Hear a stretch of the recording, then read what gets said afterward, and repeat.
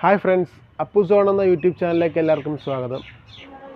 ഒന്നും പറയണ്ട, ഒരു 10 മിനിറ്റ് നമുക്ക് വീട്ടിൽ ഇരിക്കാൻ പറ്റാത്ത അവസ്ഥയാണ് ഇപ്പോഴത്തെ ചൂട് കാരണം. നമുക്ക് അതിന് ചെറിയൊരു പരിഹാരമായിട്ട് നമുക്ക് ചെറിയൊരു മിനി കൂളർ എങ്ങനെ ഉണ്ടാക്കാമെന്ന് നോക്കാം.